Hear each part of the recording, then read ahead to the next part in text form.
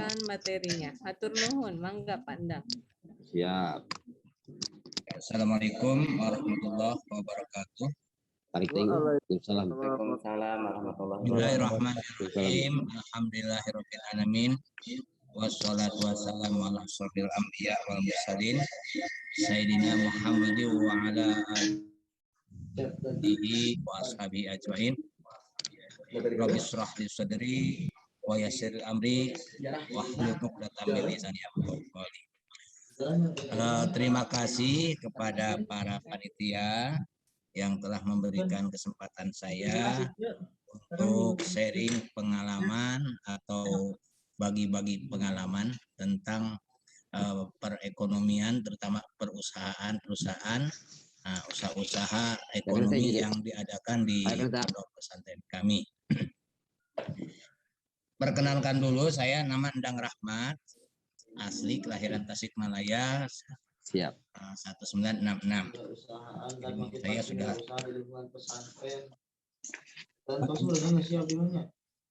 ya, masih bisa lanjut? Ya. Siap, lanjut Pak, lanjut.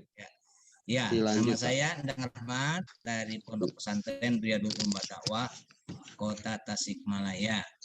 Pada kesempatan ini saya diberikan tugas dan kesempatan untuk menyampaikan sejarah pesantren dan tips bisnis yang ada di lingkungan pesantren kami khususnya.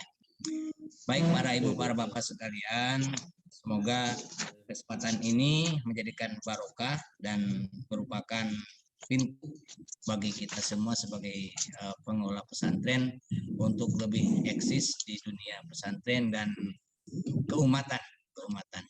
Dan alhamdulillah dengan adanya program OVOP ini hampir semua pesantren menggeliat. Dengan program unggulan ini, OVOP One Pesantren One Product ini, semua pesantren khususnya yang ada di kampung-kampung dan di kota-kota, di kabupaten itu sangat antusias untuk ikut kegiatan ini. Baik para ibu, para bapak sekalian, pesantren kami boleh dibilang pesantren yang cukup tua, di mana menurut penelusuran sejarah dan dari lisan ke lisan, pondok pesantren kami didirikan sekitar 1864 oleh salah seorang kiai yang cukup karismatik pada masa itu, yaitu Kiai Haji Nawawi. Kiai Haji Nawawi ini bukan Kiai Haji Nawawi Al-Bantani, tapi Kiai Haji Nawawi yang ada di kota Tasikmalaya. Kiai Haji Nawawi ini lahir di Kampung Sukaluas, Raja Polah. Jadi sekitar 20 atau 25 km dari lokasi pesantren sekarang. Dan beliau adalah pendatang di kampung Condong ini. Baik, para ibu, para bapak sekalian, beliau dakwah mengembangkan diawali dari dakwah bilhal dengan para masyarakat di sekitar, disesuaikan dengan hobi dan bakat masyarakat sekitar. Sehingga alhamdulillah kedatangan beliau di kampung Condong sangat diterima sekali oleh masyarakat sekitar sebab bisa mewarnai adat dan tradisi yang akhirnya nanti diarahkan kepada berdirinya suatu pondok pesantren. Nah, sejarah pondok pesantren ini kita dibagi dua. Pertama Condong Lama, kemudian Condong Baru. Condong Lama ini tadi disebutkan dipimpin oleh seorang kiai, yaitu Kiai Haji Nawawi. Kemudian beliau setelah mangkatnya, wafatnya beliau, pondok pesantren dilimpahkan kepada anak kandungnya. Salah satu anak kandungnya yaitu Kiai Haji Adrai. Kiai Haji Adrai. Nah, Kiai Adrai atau juga disebut Kiai Haji Arif Muhammad. Beliau salah seorang santri dari Kiai Khalil, ya, dari Bangkalan, Madura. Alhamdulillah beliau cukup mumpuni.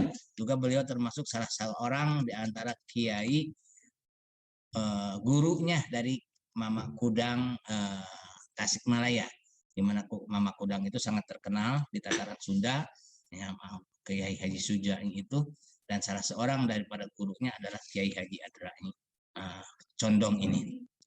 Kemudian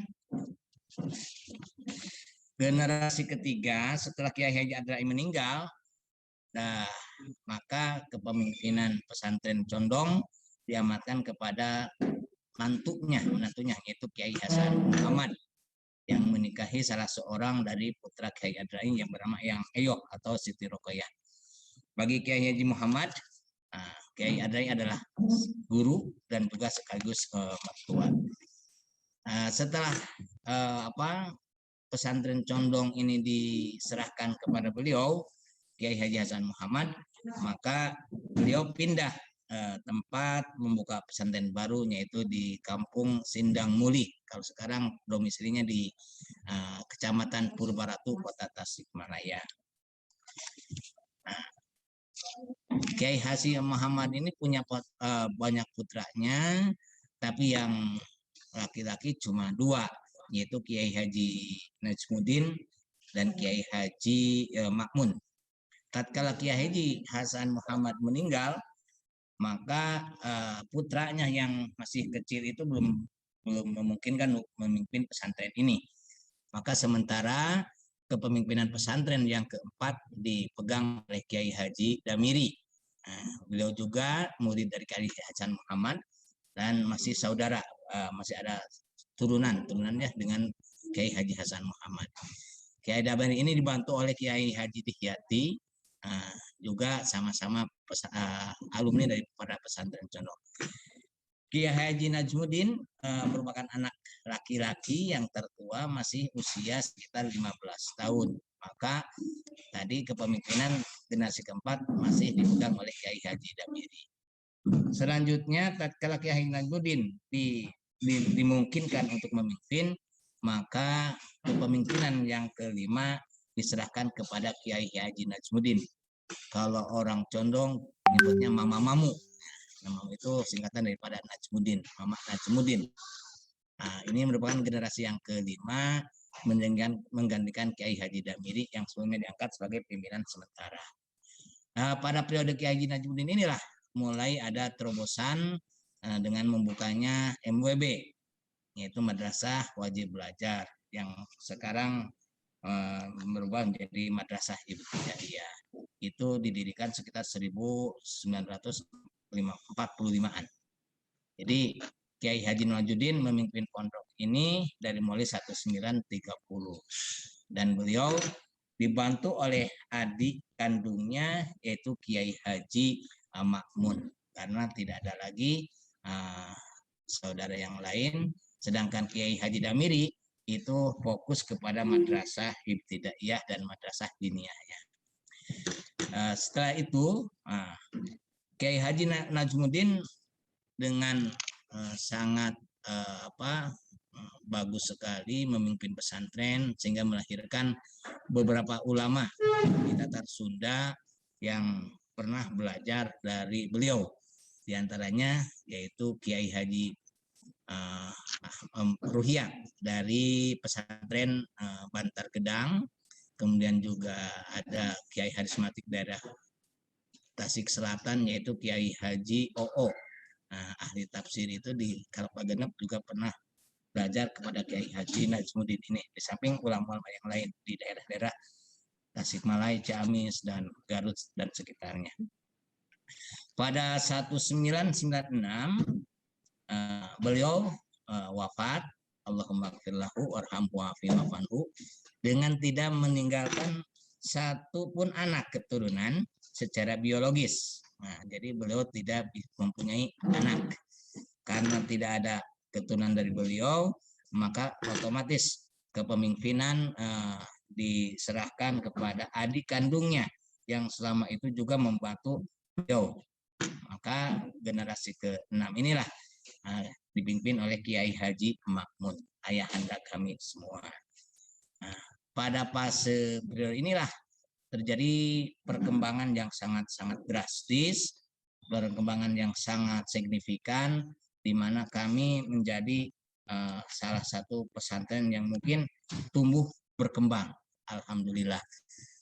Kiai Haji Ma'mun ini mempunyai anak sebanyak 11 orang, yang 8 di antara mereka adalah berjuang bersama-sama di pondok pesantren ini.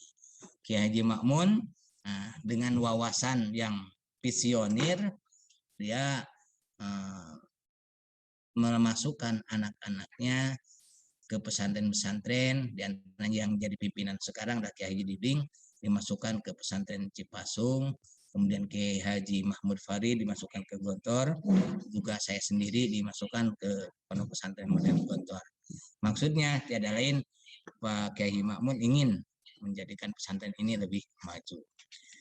Tatkala 1996 Kiai Haji Najmuddin meninggal, beliau memanggil semua anak-anaknya untuk kembali ke pesantren Condong, berjuang bersama-sama mengembangkan dan memajukan pondok ini. Kami sebagai anaknya merasa berkewajiban dan harus itu membantu beliau, karena tuntunan zaman sekarang pesantren tidak bisa hanya dipimpin oleh seorang kiai atau dibina oleh seorang kiai, tapi harus memerlukan pembantu-pembantu yang lainnya. Maka pada 1986 inilah mulai ada terobosan di mana kami anaknya, khususnya Kiai Haji Mahmud Farid pulang dari Gontor, maka ada semacam penambahan kurikulum. Kalau dulu hanya sekedar pembahasan masalah kitab-kitab kuning, masalah-masalah keagamaan, maka pada 1998 ini mulai dimunculkan pembelajaran bahasa Arab dan bahasa Inggris dengan disiplin ala Gontor. Nah, 1986. Beberapa tahun kemudian, inilah kami diuji dengan adanya musibah yang sangat dahsyat, yaitu kerusuhan Tasikmalaya 1996. Jadi hampir 10 tahun kepemimpinan Kiai Haji Ma'mun ini, kami mulai diuji dengan adanya kerusuhan Tasikmalaya, yang pada waktu itu terjadi pembakaran-pembakaran yang disebabkan oleh miskomunikasi antara kami dengan pihak luar. Yaitu waktu itu ada seorang santri yang ngalong, yang kebetulan waktu itu ya mempunyai karakter yang kurang baik, sehingga menimbulkan keonaran, dan kami memberikan hukuman sesuai dengan hukum ala pesantren, ya di sidang seperti biasa ditanya dan sebagainya. Tapi karena kesalahpahaman, maka ini menjadi proses yang panjang, akhirnya menimbulkan kerusuhan kota Tasikmalaya pada 1996 ini. Selanjutnya pada proses pendidikan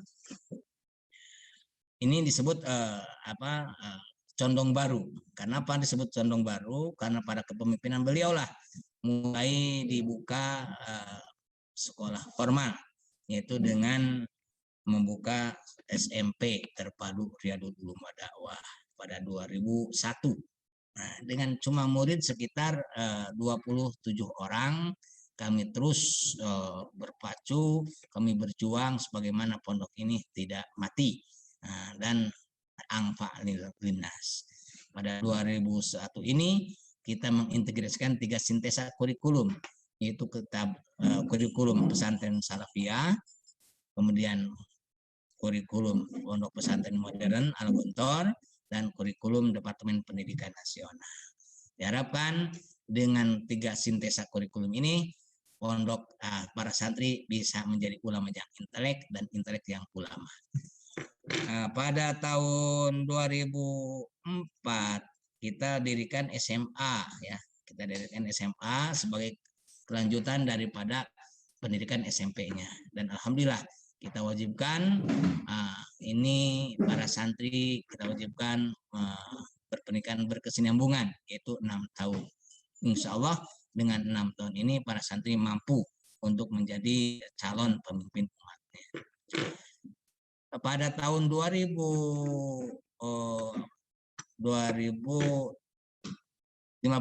ya. Pada tahun 2015 karena animo masyarakat, kepercayaan masyarakat terhadap pesantren kami cukup drastis, cukup tinggi, maka kami membuka SMP terpadu Riyadul Ulum Badawah Putri. Karena dengan sistem dafodik, SMP yang ada sudah tidak memenuhi, artinya terlalu overload. Maka dengan saran dari Dinas Pendidikan Kota, kita membuka SMP terpadu. Dan alhamdulillah pada saat ini SMP ada 2, yaitu SMP Putra dan SMP Putri dengan jumlah santri sekitar 1.400 lebih. Kemudian pada 2004 itu kita buka SMA dan alhamdulillah SMA muridnya sekarang 1.500-an. Dan alhamdulillah total santri yang ada SMP dan SMA adalah 2.900 lebih, kemudian ditambah dengan para mahasiswa yang ada. Pada 2018 kita buka program perguruan tingginya, yaitu Sekolah Tinggi Ilmu Adab dan Budaya Islam dengan 2 prodi, yaitu Sastra Arab dan SPI, Sejarah Peradaban Islam. Sementara ini mahasiswa Setiabi ini masih internal. Kami belum menerima mahasiswa dari jurusan lain kecuali siswa alumni daripada SMP, SMA terpadu Riyadul Badawah ini yang wajib mereka ngabdi sekitar per tahun 50 orang. Jadi sekarang mahasiswa Setiabi ini 24 angkatan itu 200 mahasiswa. Mereka di samping mahasiswa juga santri. Sebab selama ini mereka tetap wajib nyantri, masih wajib ngaji. Baik para ibu, para bapak sekalian, ke perkembangan pesantren kami, alhamdulillah dari tahun ke tahun berkembang, baik secara fisik ataupun non fisik. Pada tahun 2009 pernah terjadi namanya gempa bumi di kota Tasikmalaya. Hal itu menyebabkan robohnya satu bangunan yang milik kita cuma 2, satu bangunan asrama putra, 2 yang itu yaitu WC. Sementara itu 2009 itu roboh. Tapi kita tidak putus harapan, kita tidak putus asa bahwa di samping musibah pasti ada hikmah. Inna ma'al usri yusra. Bangunan yang roboh yang ditaksir itu sekitar habis biaya 300 juta, maka dengan robohnya tadi Allah menggantikan dengan beberapa berjenis-jenis berbagai macam pembangunan yang datang, bantuan dari berbagai curu, dari Dinas Pendidikan, dari Kementerian Agama, dari masyarakat, dari BUMN, bahkan kita mendapatkan bantuan CSR-nya dari Bank Mandiri itu seharga 750 juta dan juga bantuan dari Kedutaan Brunei Darussalam. Itu ada satu bangunan, maka kami berikan nama Asrama Brunei Darussalam. Bapak Ibu, para bapak sekalian, kemudian kami punya prinsip bahwa condong pesantren kami maju bukan karena dibantu, tapi kami dibantu karena maju. Ini yang selalu kita dengungkan kepada para santri, condong dibantu karena maju, bukan maju karena dibantu. Artinya, ini filosofinya, mau ada atau tidak adanya bantuan, condong harus maju. Tatkala sudah maju, insya Allah bantuan akan datang. Dan ini benar-benar kenyataan. Kemudian yang harus dicatat oleh kita semua sebagai pesantren itu bahwa pesantren ini adalah wakaf yang dihidmahkan kepada umat, sehingga pesantren ini adalah milik umat dan bukan milik pribadi atau keturunan. Sehingga siapapun orang muslim dimanapun dia berada, dengan status apapun, dia berhak untuk ikut andil memajukan pondok pesantren ini. yang waktu itu 2001 kita mendapatkan semacam modal dari As-Sabiqunal Awalun, wakaf tanah 4 hektar, dan alhamdulillah rentang waktu 2001 dengan 2021 ini tanah pondok ini alhamdulillah sudah berkembang hampir 30 hektar. Ini semata-mata karena doa dan mujahadah semua pihak, bukan hanya pimpinan tapi semua stakeholder, semua masyarakat ikut mendukung perkembangan pondok pesantren ini.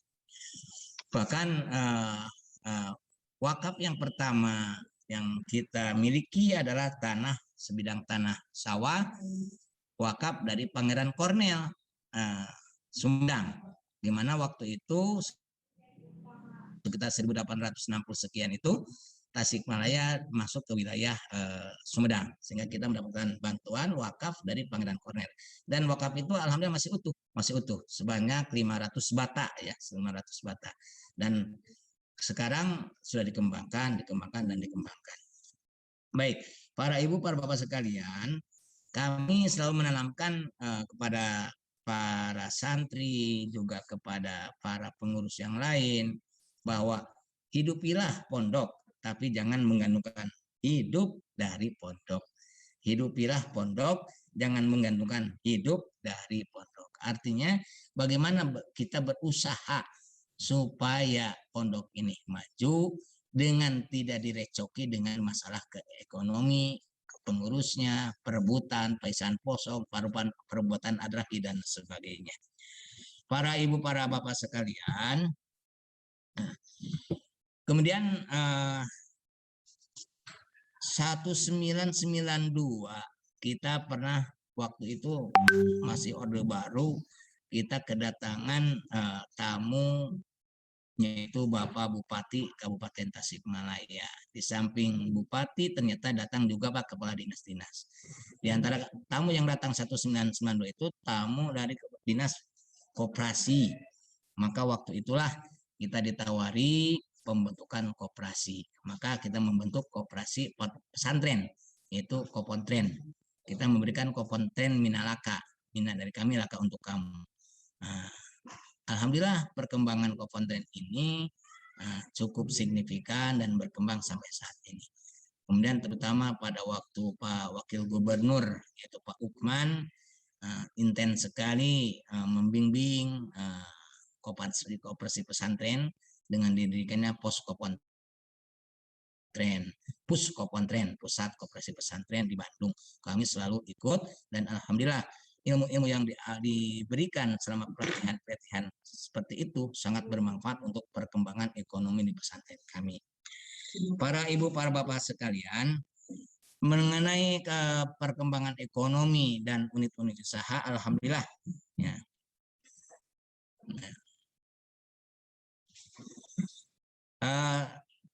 Pesantren kami alhamdulillah saat ini tidak kurang memiliki 23 unit usaha, yang semua ini adalah milik pesantren, bukan milik individual kiai atau milik individual seorang pengurus atau ketua yayasan. Yang 23 ini adalah mutlak milik pesantren, dikelola oleh santri, oleh santri untuk santri dan untuk umat ini. Di antaranya yaitu unit usaha yang pertama adalah pertanian. Tadi pertanian tanah kita alhamdulillah cukup luas, sehingga sawah juga hasilnya bisa dijual. Untuk santri, yaitu dijual ke dapur umum. Kemudian unit kedua adalah perikanan. Di samping sawah, kita juga punya beberapa luas kolam, di mana kita tanami dengan lele, jair, dan sebagainya. Dan ini sudah jadi komitmen kita bahwa santri harus sehat, santri harus tercukupi gizinya. Maka kalau dulu menjual hasil produk ini keluar, maka sekarang tidak boleh, harus ke pesantren. Jadi 2 minggu sekali alhamdulillah kita sudah menggulirkan santri makan ikan hasil daripada kolam pondok pesantren. Dan uangnya hasilnya itu jadi juga untuk kepentingan pesantren. Ketiga adalah perkebunan. Ini yang belum digarap dengan secara luas, baik. Karena masih dalam pengembangan dan perkebunan ini hampir setengah dari tanah yang kita miliki. Kita tanami baru dengan pohon-pohon yang cukup lama, yaitu albasia dan yang lainnya. Kemudian yang keempat, ini ada ruwadamat. Kalau dulu kita nyebutnya waserda, warung serba ada. Tapi karena beberapa hal, ada juga yang memplesetkan waserwe, warung serba ewe. Nah, maka daripada diplesetkan seperti itu, kita ganti dengan yang lebih keren lagi, yaitu ruwadamat. Ruwadamat ini merupakan milik pesantren, bangunannya milik pesantren, berada di pertigaan Lanud, ya Lanud, landasan udara Wiradinata. Di sana ada Perum namanya Karisma. Kita beli beberapa ruko, itu 4 ruko dan 3 rumah digunakan sebagai sentral ekonomi, ya, perkembangan ekonomi pesantren. Di sana ada ruwadamat, ya. Dan alhamdulillah perkembangannya cukup baik dan kepercayaan masyarakat juga baik. Samping walaupun kita harus siap dengan kompetitor yang lain, ada Alfamart, ada Indomaret, tapi karena kita punya brands, yaitu Anda belanja, Anda beramal, maka alhamdulillah walaupun di tetangga-tetangga kita ada Alfamart, Indomaret, tapi tetap kita tidak kalah lah, alhamdulillah. Ini satu kesyukuran bagi kita. Di sampingnya juga kita buka sekarang sudah hampir 2 tahun, yaitu toko buku dan toko kitab Ruwada. Latunsa namanya Latunsa. Latunsa Bookstore. Ini merupakan unit usaha yang menyediakan segala macam kitab yang dibutuhkan pesantren-pesantren, termasuk kitab-kitab atau kitab-kitab dari penerbitan dari Trimurti, Gontor dan sebagainya. Dan alhamdulillah teknik pemasarannya juga ini sudah alhamdulillah maju, pakai offline dan online. Alhamdulillah ada laporan dari manajernya bahwa sudah mengirim berbagai macam kitab keluar kota Tasikmalaya, bahkan keluar Jawa. Ini sampai luar negeri juga alhamdulillah bisa menjual kitab ke luar negeri lewat aplikasi online ini, alhamdulillah. Ini yang baru sekitar 2 tahun ya, sekitar 2 tahun. Dan ini alhamdulillah karena kota Tasikmalaya adalah kota santri, maka yang dibutuhkan santri yang utama adalah kitab, maka sediakanlah kitab. Kemudian toko yang keenam ya, ada bengkel motor ya. Walaupun selama ini masih kerjasama dengan Ahas ya. Nah, itu masih di lokasi Lanud ya. Ahas ini, dan kita sudah alhamdulillah 3 tahun ke belakang kita diberi bangunan BLK khususnya tentang otomotif permotoran, dan insya Allah dengan adanya BLK ini ada kesinambungan nyambung antara unit usaha bengkel motor dengan BLK sebagai pelatihannya, dan alhamdulillah ini sudah berjalan. Kemudian ada juga ATK, toko ATK, alat tulis kantor. Ini masih di depan kampus pesantren kita. Ya, kemudian ada juga klinik Ruwada. Klinik Ruwada kenapa disebut sebagai unit usaha? Karena di samping menjaga kesehatan para santri, di sini ada semacam profit ya, semacam profit. Untuk sebagai informasi bahwa di pesantren Condong untuk santri ada iuran dana kesehatan per tahun, yaitu sekitar 200.000 per tahun. Kalau dikelola, alhamdulillah ini manfaat sekali.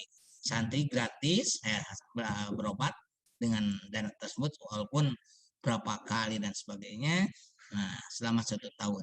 Nah, jika tidak bisa digunakan untuk berobat, maka ini adalah sebagai profit dari Pak unit usaha klinik tadi.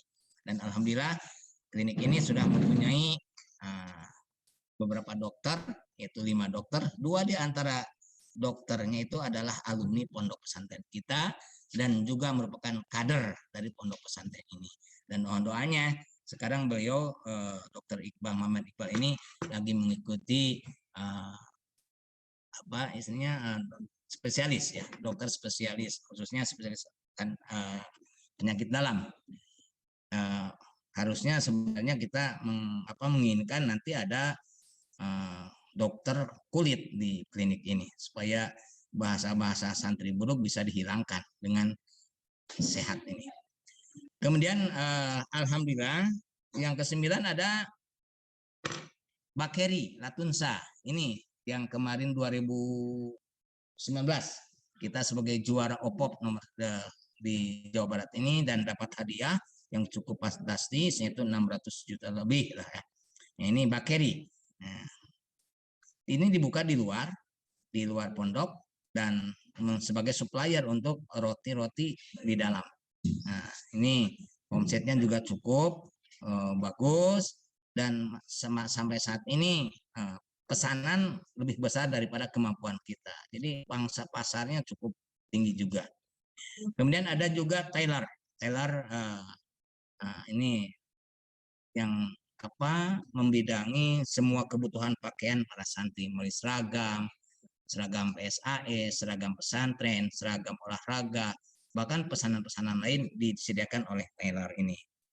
Kemudian kalau kita di dalam, ya, ini ada namanya minimarket namanya minimarket Minarana dari kami untuk kami. Nah, ini berada di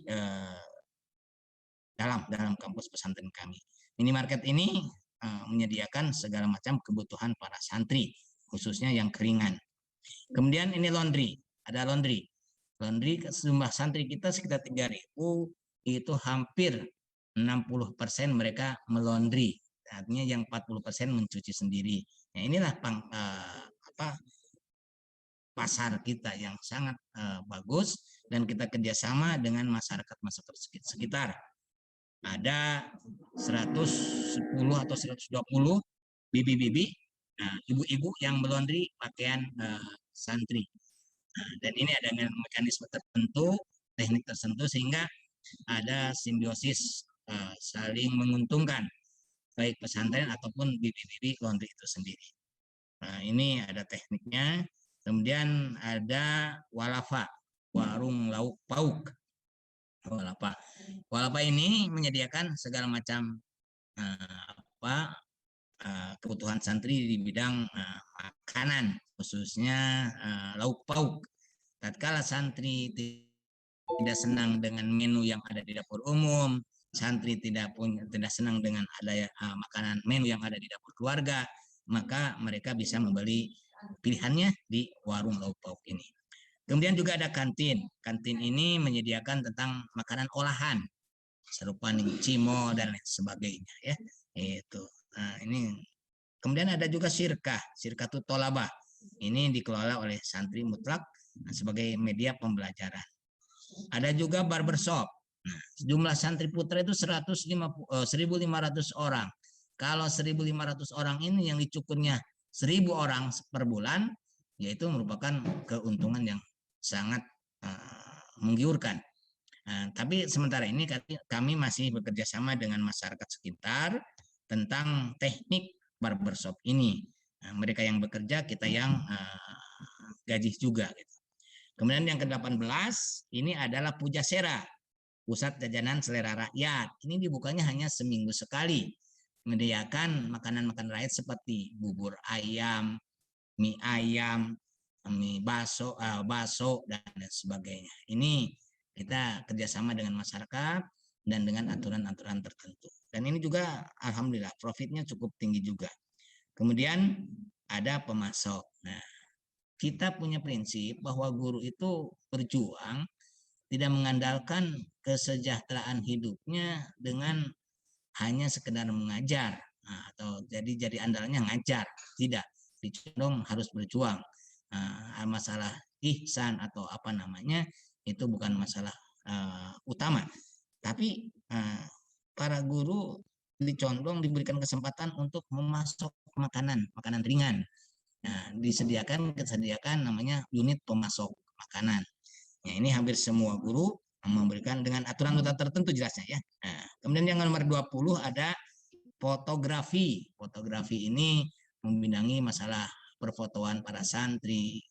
Ada event-event tertentu yang harus disebarkan, di-share, dan para santri membutuhkan dokumentasi. Inilah ada bagiannya dari itu, bagian fotografi.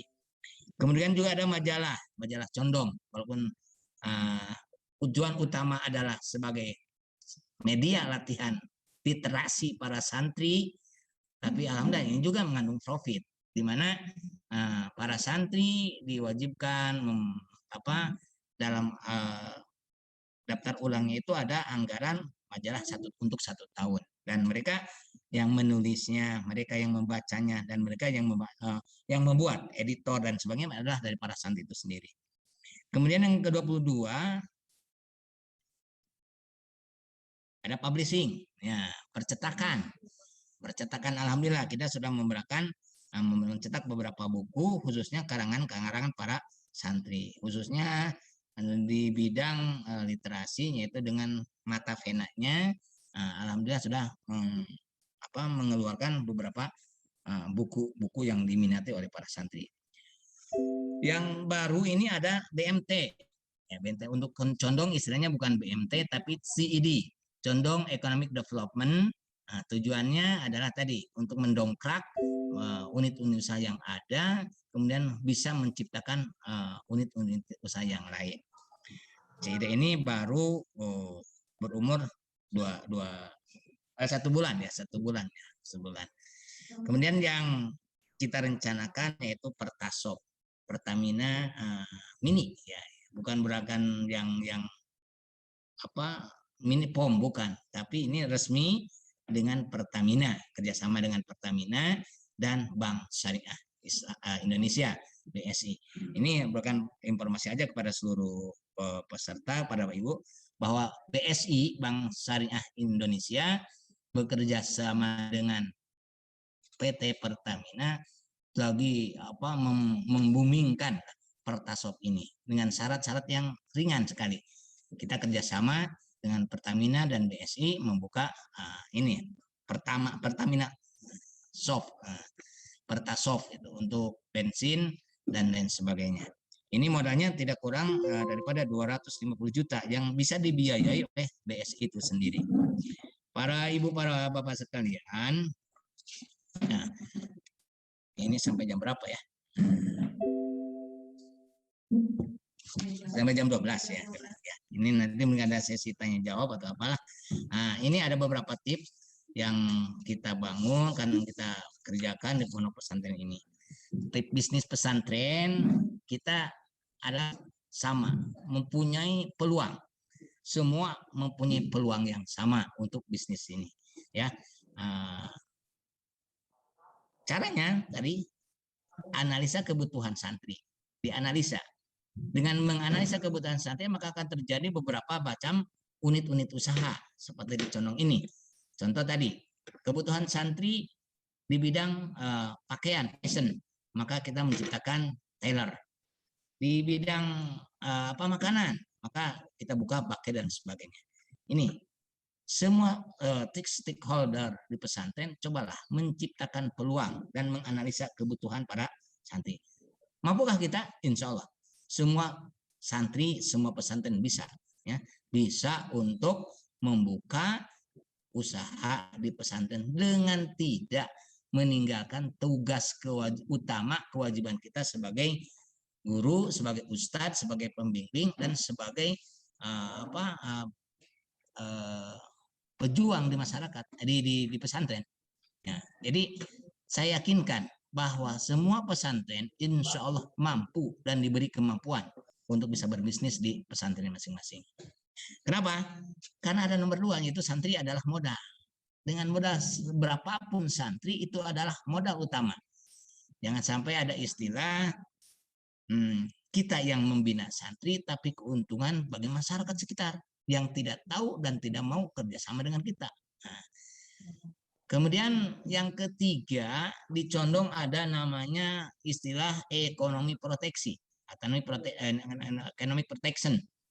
Nah, hal ini dimaksud adalah semua uang yang ada di pesantren ini yang datang dari wali murid diusahakan jangan sampai keluar dari pondok ini.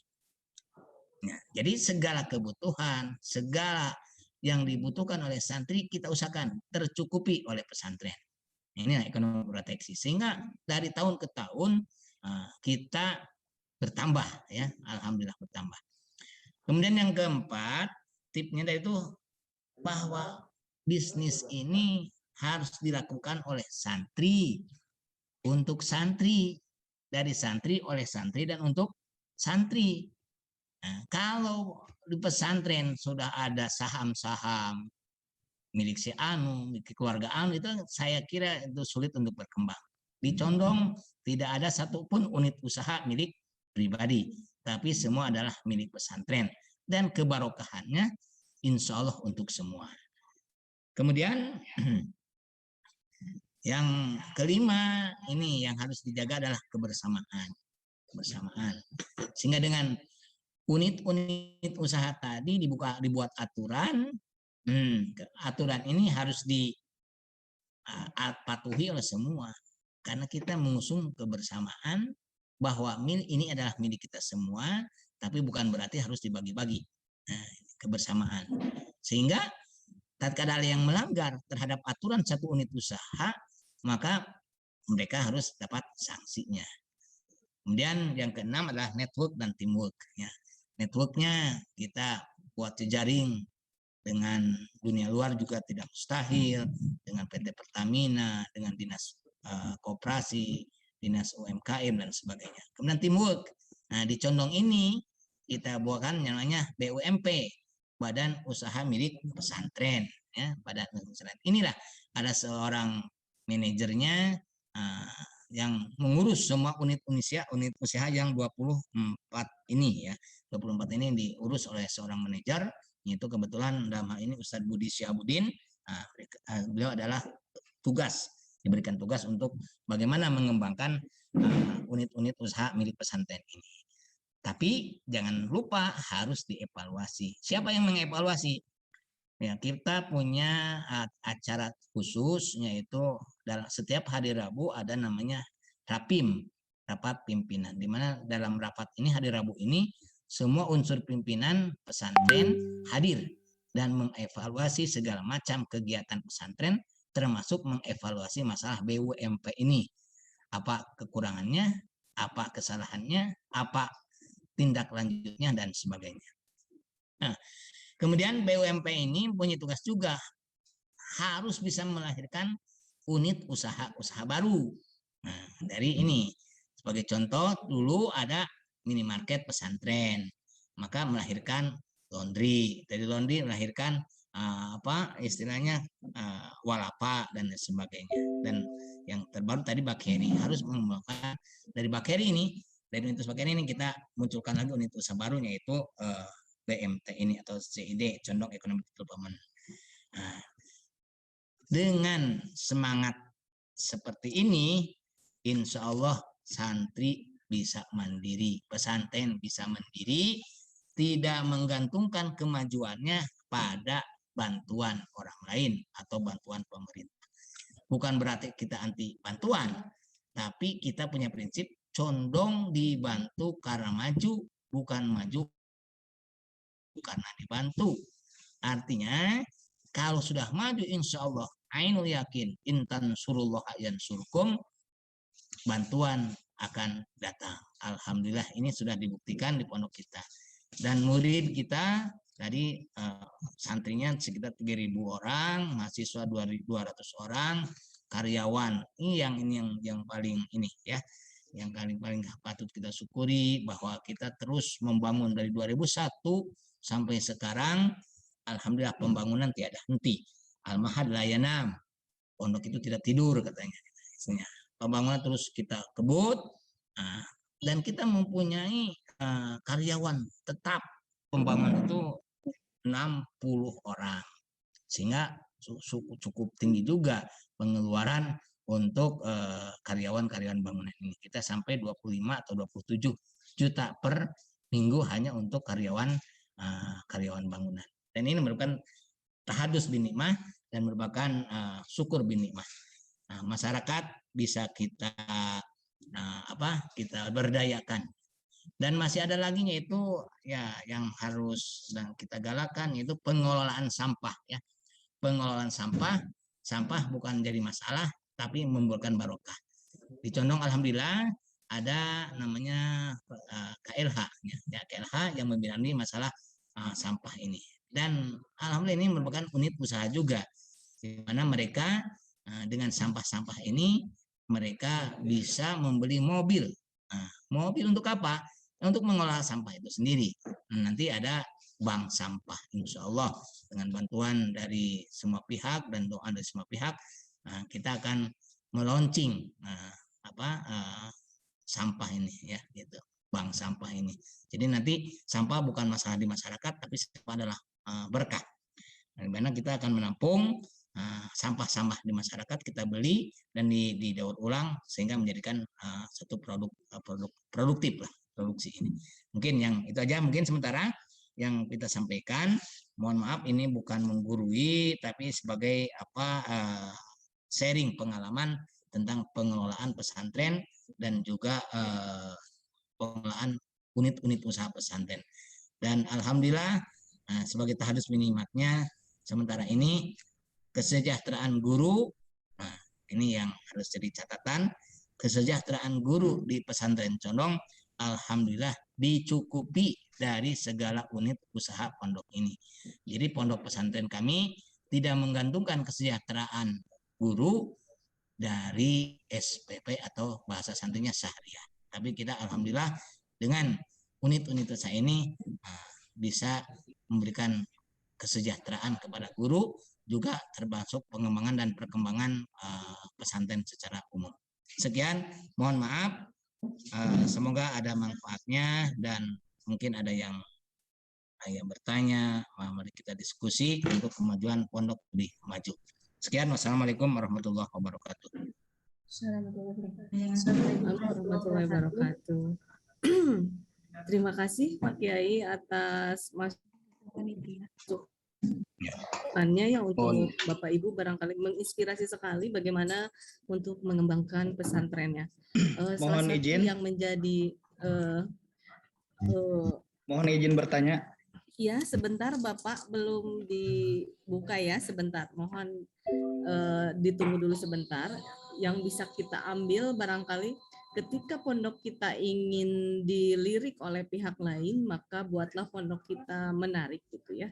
Kemudian hidupilah pondok dengan tidak menggantungkan diri pada pondok. Itu barangkali yang satu titik yang sangat bisa dicatat dan digarisbawahi ya. Terima kasih Pak Kiai masukannya. Baik, untuk pertanyaan kami akan buka. Kita kumpulkan dulu pertanyaannya. Mohon maaf dibatasi 3 dulu pertanyaannya. Ya, Ibu baik, saya. Baik, Bapak Nur Fahmi, silahkan Pak. Bu. Bismillahirrahmanirrahim. Assalamualaikum warahmatullahi wabarakatuh. Pak Ustadz, perkenalkan saya Nur Fahmi dari Pondok Pesantren Sadang Lebak. Saya tertarik dengan yang tadi Pak Ustadz paparkan, teringat bahwa pesantren itu menerapkan ekonomi yang diterapkan oleh Gontor, yaitu ekonomi proteksi, ya kalau nggak salah. Dan sistem ekonomi proteksi ini melatih kita tentang keikhlasan. Nah, yang saya ingin tanyakan, bagaimana cara menerapkan ekonomi proteksi ini khususnya di dalam pesantren sendiri, juga keluarga pesantren itu tersendiri. Sebagaimana saya ketahui bahwa banyak pesantren, khususnya keluarga pesantren yang hanya ingin mencari dan mengambil keuntungan dari pesantren itu. Nah, itu bagaimana cara memahamkan kepada khususnya keluarga pesantren. Terima kasih. Assalamualaikum warahmatullahi wabarakatuh. Waalaikumsalam. Saya izin bertanya. Izin bertanya. Sebentar, Ibu dan Bapak, pertanyaannya akan dijawab dulu oleh Pak Kiai. Pak Kiai, mangga untuk dijawab terlebih dahulu. Barusan Terima kasih kepada Ya. saudara Akhi Nur Fahmi dari Sedang Lebak ya, menanyakan bagaimana cara menerapkan ekonomi proteksi wabil khusus kepada keluarga pesantren. Nah, kita sering menggambarkan bahwa keluarga itu adalah modal. Juga kadang-kadang kalau tidak dimanage dengan sebaik-baiknya, itu merupakan balai atau musibah ya. Kalau pesantren banyak keluarganya tapi tidak dimanage dengan sebaik-baiknya, itu merupakan bumerang bagi pengembangan pesantren itu sendiri. Nah, di kami setiap tahun ada namanya pekan perkenalan ya, menerangkan tentang langkah-langkah pondok pesantren, tentang ruh pesantren. Kami sering mengelontarkan 5 pilar perjuangan pesantren ini. 1, keikhlasan. Ya, bagaimana cara menggambarkan keikhlasan kepada para keluarga khususnya ya. Jadi catatan itu keluarga ya. Yang jadi masalah kadang-kadang keluarga. Kami keluarga besar. Tapi alhamdulillah dengan 5 konsep pilar perjuangan ini, alhamdulillah sampai saat ini tidak terlalu banyak kendala. Pertama keikhlasan, kedua kebersamaan. Inilah kita tanamkan kebersamaan. Satu warung di pesantren tidak akan maju selamanya kalau warung tadi dimiliki oleh keluarga. Tapi pesantren akan maju, unit usaha akan maju kalau ini didukung oleh semuanya. Jadi tidak ada dicondong, tidak ada warung-warung atau unit usaha milik keluarga, tapi milik bersama. Artinya mereka mempunyai tanggung jawab yang sama dan nanti juga punya hak yang sama. Inilah nanti ya dalam profit ini, profit unit usaha ini diberikan untuk kesejahteraan para guru diantaranya. Kemudian ada namanya mujahadah, sungguh-sungguh. Kita mengelola unit usaha ini dengan sungguh-sungguh. Nah, ketiga, 4 adalah istiqomah, keistiqomahan para pengurus dengan menegakkan aturan unit usaha tersebut, dan terakhir adalah sabar. Dengan 5 pilar ini kita terus kembangkan dan terus kita dengungkan kepada semua peserta didik, ke wali murid, kepada keluarga dan sebagainya. Alhamdulillah yang melenceng-melenceng sedikit-sedikit kita kita berikan pemahaman dan alhamdulillah sudah cukup paham. Dan semua ini nih yang jadi masalah ini kadang-kadang kalau beda pendapat ini tidak masalah, yang jadi masalah itu beda pendapatan. Nah ini ya, kalau beda pendapat suatu hal yang lumrah, tapi kalau sudah beda pendapatan ini yang jadi masalah. Maka caranya dicondong, kalau almarhum bapak saya, ayah anda kita menerapkan bahwa income seorang kiai itu, seorang guru itu harus 4 datangnya. Pertama secara harian, kedua secara mingguan, ketiga secara bulanan, dan keempat adalah secara tahunan. Harian, untuk harian keperluan harian, income harian keluarga di pesantren tadi kita membuka unit usaha yang namanya pemasok.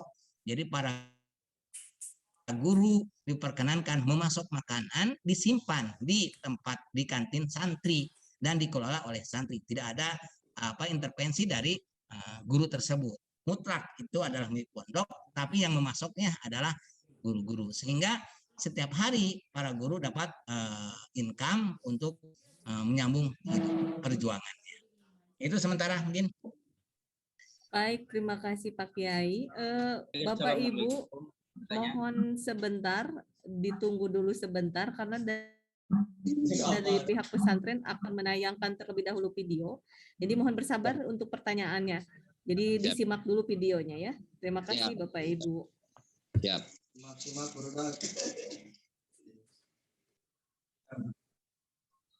Bu, udah azan bentar yuk. Azan Bu. Ya, sambil mendengarkan azan kita nonton tanpa suara aja. Ya, betul. Silakan dari pesantren. Ya, sebentar ya.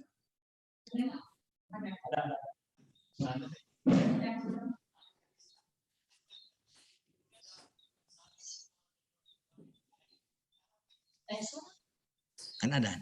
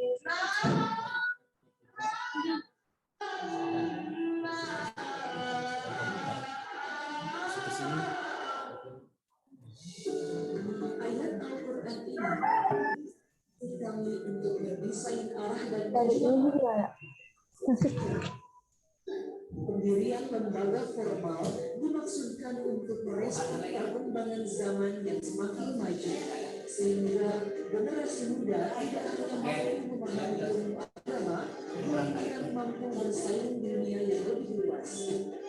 Semua ini tertuang dalam visi pondok pesantren yang berusaha membangun insan paripurna yang berakhlak berkarimah, berwawasan ilmiah, dan bersaing dalam menghadapi era globalisasi yang dilandasi oleh ilmu amaliyah dan amal ilmiah. Terutama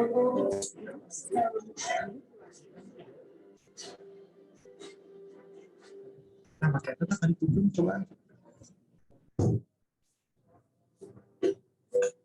Allah Subhanahu wa taala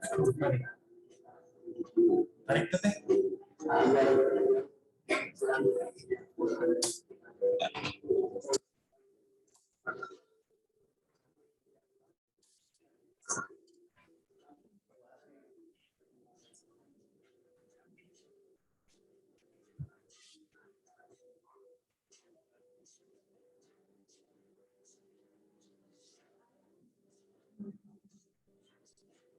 Pondok pesantren Riyadul Dakwah mengintegrasikan beberapa elemen dari kurikulum yang eksis selama ini.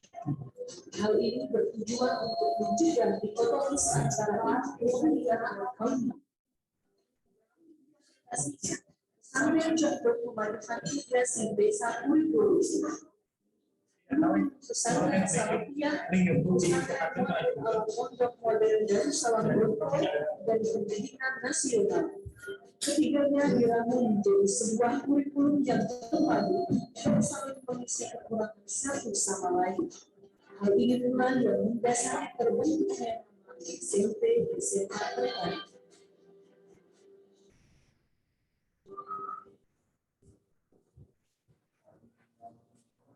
The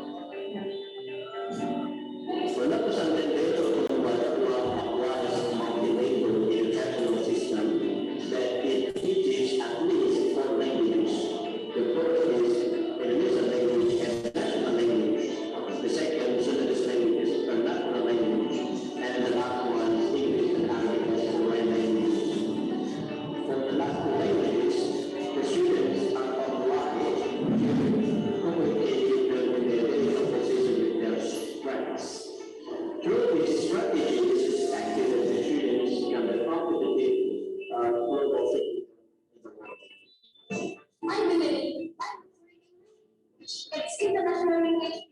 I will be able to spread the love and my capabilities to wider area.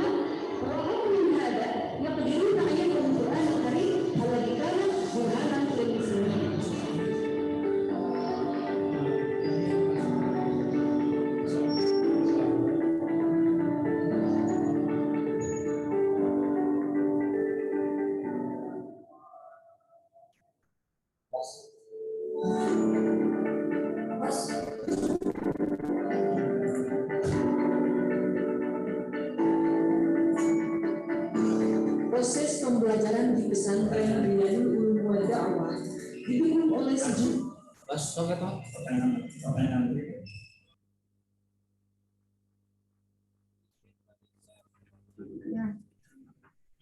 Baik, sudah selesai atau masih belum? Kalau sudah, kita buka pertanyaan satu dulu ya Ibu dan Bapak karena waktunya. Baik, dari Pak Ibnu Hamdun, silahkan Pak Ibnu.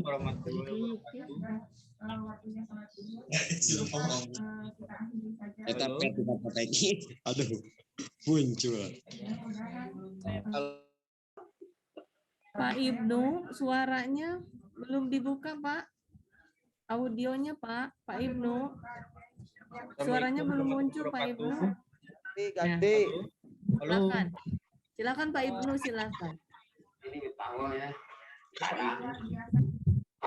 Halo, Assalamualaikum warahmatullahi wabarakatuh.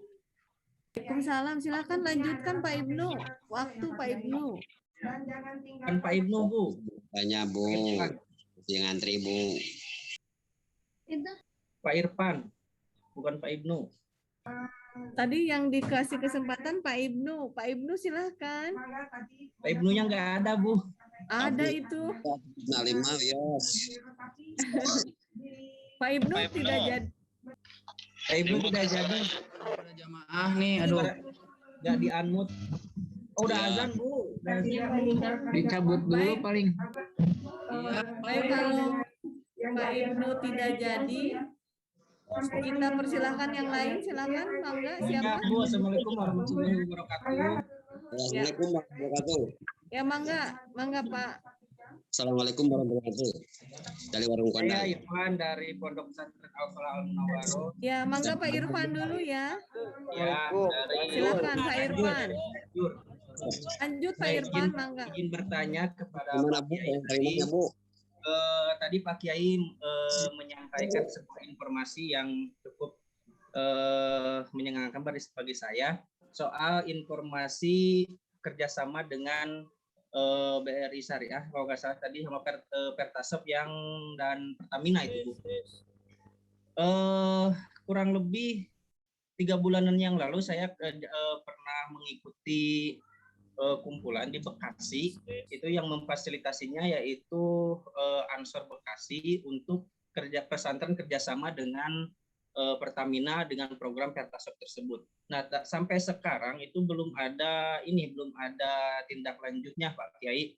Jadi mungkin saya bisa berhubungan langsung dengan Pak Kiai mungkin via WhatsApp untuk menanyakan apakah benar program itu akan dilandingkan. Kalau misalkan benar, saya sudah persyaratan sudah lengkap semua, tapi tidak ada realisasinya sampai sekarang gitu. Kalau misalkan memang benar itu programnya ada dari Pertamina, saya akan menindaklanjutinya untuk lebih lanjut lagi gitu Pak Kiai. Gitu Pak Kiai. Kalau misalkan ada informasi lebih lanjut mengenai program tersebut, yaitu program Pertasop tersebut, saya mohon informasinya yang lebih jelas dari Pak Kiai, dari yang tadi menjelaskan. Begitu. Baik, terima kasih Pak Kiai. Mangga untuk menjawab. Pak Kiai Endang.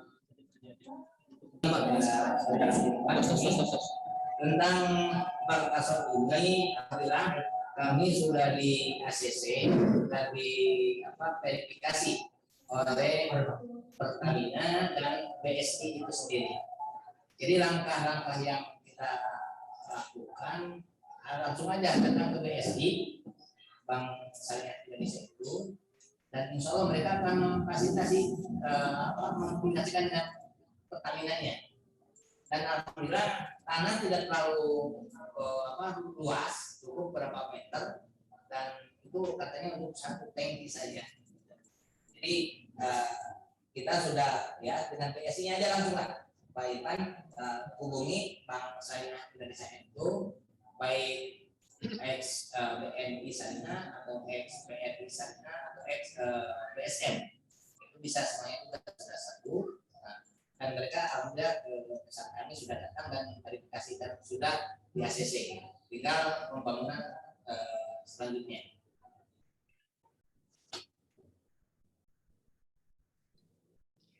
Baik, terima kasih Pak Kiai atas jawabannya. Ibu Bapak mohon maaf karena waktu sudah habis. Kita harus sholat zuhur dan makan terlebih dahulu. Jadi pertanyaannya mohon dipending untuk nanti ke materi selanjutnya. Bapak Ibu bisa pertanyakan lagi. Mohon maaf sebelumnya ya Ibu dan Bapak, dan mohon untuk nanti masuk tepat waktu jam 13 ya Ibu dan Bapak. Jadi sekarang mangga Ibu dan Bapak boleh beristirahat terlebih dahulu, sholat, makan, masuk lagi tepat waktu jam 13. Mangga, hatur nuhun. Pak Kiai, hatur nuhun pisan Pak Kiai. Mangga, hatur nuhun Pak Kiai. Mangga. Mohon, hatur nuhun. Hatur nuhun Pak Kiai. Assalamualaikum. Hatur nuhun Pak Kiai.